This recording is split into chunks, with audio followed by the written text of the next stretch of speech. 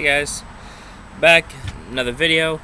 As I promised, Tuesday is the day I release the video of the top 10 worst video game movies. Number 10, and we all pretty much do this on the other list. Number 10, Mortal Kombat Annihilation. Let's look at this. I've said this many times. Mortal Kombat 1, 1995, was actually a pretty decent movie. Cheesy fighting, yes, but the characters were really good. You could tell who they were based off of. And effects, like for Goro, were excellent, actually, for 95.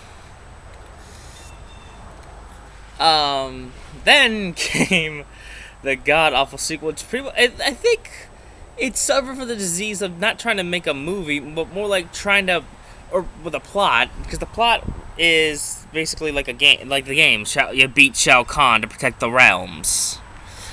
So this Shao Kahn is, I believe, Sindel, Melina, Shiva, Montora. I know Sector and Cyrax get in the movie, but I'm not sure when. Of course, you have the fetish-fueled freaking catfight with Sonya and, I believe, Melina. And the funny thing with this movie is almost every one of the original cast, Johnny, Sonya, Lou, Raiden, had to be recasted in this movie. They even knew that this movie was going to flop. That's just freaking hilarious to me.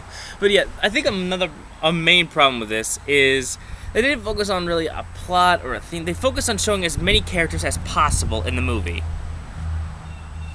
Like, you get Cyrax and Jax, then all of a sudden you get Nightwolf with Liu Kang.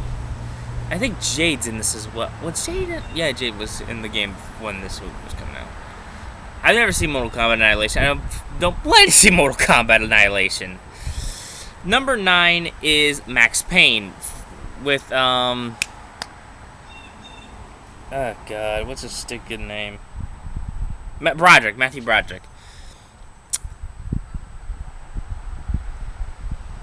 If you want to, I'm not going to go into depth about this. If you want a real review of this movie, look up Nostalgia Critic reviewing Max Payne. The game was good. I never played it, but I've definitely seen the video of it. It's a good game, and the theme, I'll say this, the best part about the movie, the theme song. It looks like it is trying its hardest, but there's major problems in it, yes. It's like it's trying to be too much like a game sometimes. Is that weird to complain about? Yes, but also no with a video game movie. But yeah, if you want to see a real review of this, I'm sorry, but go to Nostalgia Critic. Number 8, the Super Mario Brothers movie. This infamous one. One of the very first video game adaptations was Super Mario Brothers. So instead of it being two plumbers rescuing a princess from an evil dragon turtle, it's two... I think they still got that they're plumbers, but not brothers. It's father and son, I believe. Rescuing Daisy, not even Peach or Toadstool. I think it is Daisy. Which I kind of do want. I like Daisy more than Peach, just say that. From a species that evolved from dinosaurs. Sometimes I wonder if the people of this did not even play the games when making... Also, I have music playing while I make this. I don't know why. I'm just testing something out. It's PCO. Just off topic. This movie's all over the place in not following anything. Goombas, which are mushrooms with feet, are now... look like they're evolved from the Ankylosaur. They're humongous bodyguards with tiny heads. It's just... If there's any video game that deserves another shot at being getting a movie, it is Mario Brothers. Since Mario is a very legendary game. It's legendary, just like Sonic. We all know how the Sonic movie went. At least to me. But yeah. There are two Mario Brothers movies. One that was animated in Japan. One that was animated, one that was live action. The one that is on the list is the live action one. The animated one is something entirely different. Yeah, Mario Brothers. The only thing Mario-esque about the movie is that they're named Mario and Luigi, and it enters like 10 seconds of the Mario theme song. I mean, John Leguizamo and Pesci, I believe his last name is, Both said it was the worst move of their careers. That's saying something. Number 7, Wing Commander. I guess it's like a first-person flight simulator game. I've never played it, so yeah, there are movies on this list that I have not seen and don't know how to talk about. So a few of them actually. So yeah, Wing Commander is on this. If you want to check this out, please do and leave me a comment or something. I should have looked this up before. I didn't. Number 6, Doom. I have one question: how do you screw that up? It is Doom. It is a first-person shooter movie featuring The Rock that is PG-13. How do you screw this up? I'll tell you how. By playing the awesome Doom music over them running to nothing. Making The Rock a bad guy, which could work, but also can't sometimes. But one of the weirdest things that this movie is actually infamous for is that through the whole thing, it's nothing like the game that much. Then when it's like the last 10 minutes or something like that, it'll immediately cut to a first-person view where it's almost exactly like the game. It's so weird that that's something to talk, that they did that. That's such an interesting move. I don't know how the movie would have gone if it was all first-person. That may have been interesting, since I don't know if there's ever been done a movie that's all in first-person. But I think that would have worked more, if not confusing and maybe a little jarring. I don't know. But final fights with you and The Rock, and you blow up everything. Oh, also how the movie was, the game was Demons from Mars, I believe. This one I think it's just aliens or no, it is demons. It is demons. Okay, my mistake. But Doom is just a boring movie, and I hate to say that with Doom.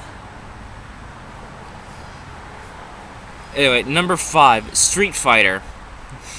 Around the same time that the first Mortal Kombat came out, Street Fighter, again, it suffered from what Mortal Kombat Annihilation would suffer from. It looks like it was just all over the place and focused a lot on your classic setup. A bad guy tries to take over the world, and then Bison.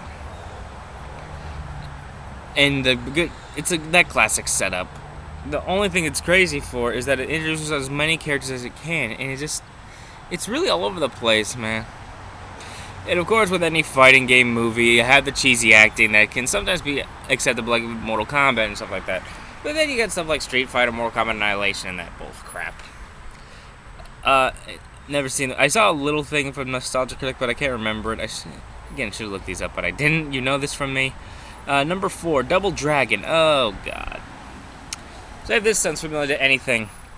2 orphans, in a post-apocalyptic world, have to save a damsel in distress, who has a mystic artifact. The game is good. I have a Double Dragon game on that NES Classic thing, and it's fun to play. It's a beat-em-up. It's your classic beat-em-up game, if anyone's played Double Dragon. It's classic. Mash buttons and beat people up. Double Dragon, the movie, is a unique topic where action scenes are decent at best, but it's just... it's weird. It's a video game movie. That's all I can say with a lot of these. Nothing is really that horrific or awful. It's just an early video game movie before Detective Pikachu, before stuff like Sonic came out. Those are pretty much the height of video game movies. Even with even with Tomb Raider, the third one that came out, even the first Tomb Raider was actually pretty decent. These last 3, I have no idea what they are. House of Dead, number 3. From what I could tell, this is a survival horror game, which could work. There's a whole lineage of Resident Evil movies, and I feel like they're okay. I never even played Resident Evil, but I feel like House of Dead is the same thing along those lines. I've never played the game, I've never heard of the game, I've never heard of this movie before looking this up. Actually, let me see if this will work. So, recording? We're still going, okay. Let me look this up. House of Dead movie. This movie came out in 2003. It's a horror action game or movie. Blah. Simon and Greg meet a group of friends and set out to attend a rave at a remote island. When they miss the ferry, they decide to ride with Kirk, a smuggler. Okay. They find the island deserted and discover that partygoers have been killed by zombies. Oh, God. Another group must evade the deadly creatures and try to find safety. However, the only means to escape, Kirk's boat, has been overrun, forcing the survivors to ward off the undead. Okay. Well, it barely made its box office at a budget of $12 million and made $13.8 million. Damn. Okay, so what I can tell is that's definitely your classic horror survival thing. And a lot of the game is good. It's just this movie looks... Oh, Lord. That is one of them, again, just like with the idea of Double Dragon, it seems like such a generic setup. Maybe it was good for some people. That just sounds so stupid to me. Okay, next up we have... What is it? Alone in the Dark. This is the movie that had a 1%. Alone in the Dark. Again, let me look this up so I have a little more information. Alone in the Dark. 2005, so 2 years after House of Dead. Another horror action game. 1%. When the investigations of supernatural detective Edward Carnby lead him to uncover a long-lost tribe called the Abaskani. What?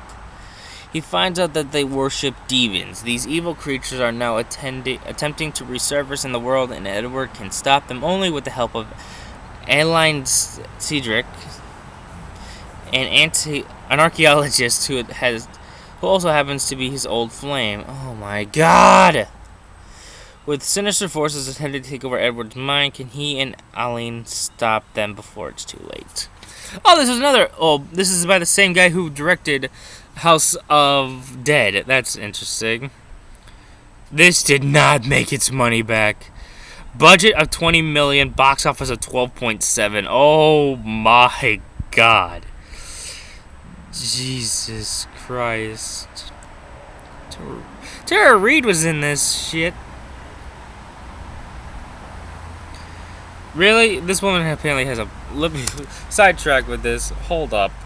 Tara Reid. Doesn't she do good movies, though? Nope. Already for Sharknado. Oh, God. Josie and the Pussycats. Wasn't that a cartoon?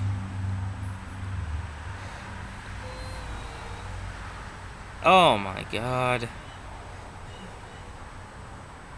The Hungover Games. What the hell? Jesus. I could have swear I heard her name on good movies. These look all like shit. There's a lot of these sci-fi horror movies. Oh my God. Worthless. That one sounds familiar.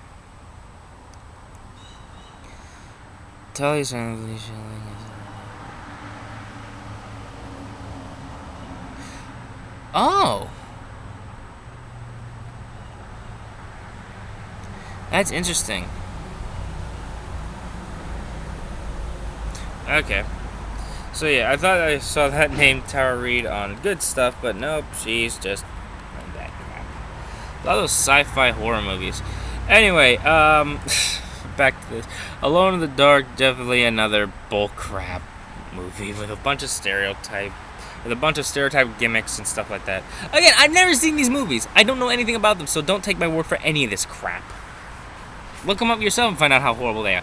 And number one, I did look this movie up, and it is horrific to look at sometimes. The action is beyond cheesy. There's sex fetish Nazis, women. There's horrible jokes, awful bullshit, everything. And it's based on a third-person shooter game, Postal. This is the number one worst video game movie, and it is Postal. I saw the trailer for this. I've tried to watch clips of this. Normally I don't look up clips on accident before recording this. This one I looked up on purpose, because this movie is so goddamn awful.